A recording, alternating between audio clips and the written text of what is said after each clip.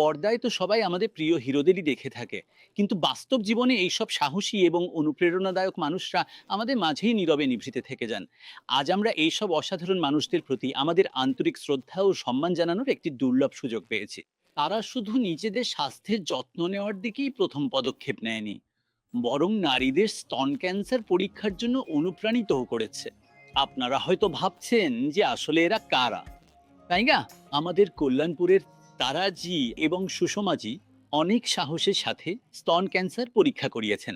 দয়া করে আপনারা দুজনেই মঞ্চে আসুন। তারাজি, আপনি কি আমাদের এই বিষয়ে কিছু বলতে পারেন? বিধান মশাই, আপনি যদি কিছু মনে না করেন তবে আমি কি আগে বলতে পারি? হ্যাঁ, অবশ্যই সুষমাজি।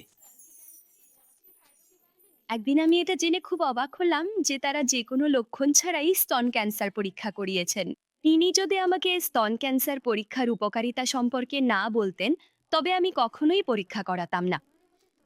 একদিন আমি আমার স্তনবৃন্ত থেকে কিছু তরল বের হতে দেখলাম এবং আমি কাছের হাসপাতালে গিয়ে ডক্টরকে সে সম্পর্কে জানালাম।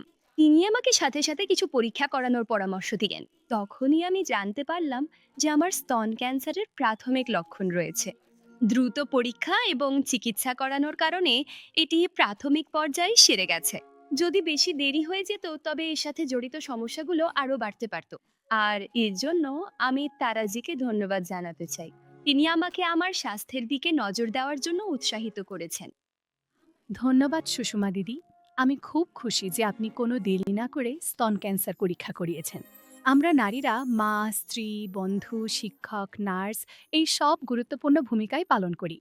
আমরা ঘরের সবার খেয়াল রাখি, তাদের ভালো মন্দ, সুখ দুঃখ সবকিছুর প্রতি যত্নশীল থাকি। কিন্তু আমাদের নিজেদের কি হবে? আমাদের কথা কে ভাববে? সবার মতো আমিও নিজের খেয়াল রাখিনি। কিন্তু আমার স্বামী, আমার যত্নশীল মানুষটি, আমাকে আমার স্বাস্থ্যের দিকে নজর দেওয়ার গুরুত্ব বুঝিয়েছেন এবং আমাকে পরীক্ষা করানোর জন্য উৎসাহিত করেছেন। তখনই আমি আমার প্রথম পদক্ষেপটি নিলাম এবং নিজের পরীক্ষা করালাম। আমি চাই আপনারা সবাই এই দিকে এগিয়ে আসুন এবং নিজেদের পরীক্ষা করান। স্তন ক্যান্সার নারীদের মধ্যে হওয়া সবচেয়ে সাধারণ ক্যান্সার। এর জন্য প্রতিটি নারীর মাসে একবার নিজের স্তন পরীক্ষা করা উচিত। হাতের তালু দিয়ে স্তন চেপে ধরুন এবং এই লক্ষণগুলোর দিকে খেয়াল রাখুন। স্তন বা বগুলে ফোলাভাব হওয়া, স্তনের চামড়ায় গর্ত বা কুচকানো ভাব হওয়া, স্তনের আকার, আকৃতি, রং এবং চামড়ায় পরিবর্তন হওয়া, স্তন থেকে কোনো তরল বের হওয়া বা ব্যথা হওয়া, হঠাৎ ওজন কমে যাওয়া। যদি আপনি এর মধ্যে কোনো পরিবর্তন বা লক্ষণ দেখতে পান, তবে তা অবহেলা করবেন না। দেরি করবেন না। আপনার অবিলম্বে নিকটস্থ সরকারি হাসপাতালে গিয়ে ডাক্তারের সাথে কথা বলা উচিত। তিনি যা প্রশ্নই করুন না কেন, কোনো দ্বিধা ছাড়াই তার সঠিক উত্তর দিন। যে কোনো সরকারি হাসপাতালে এর পরীক্ষা এবং চিকিৎসা বিনামূল্যে করা হয়।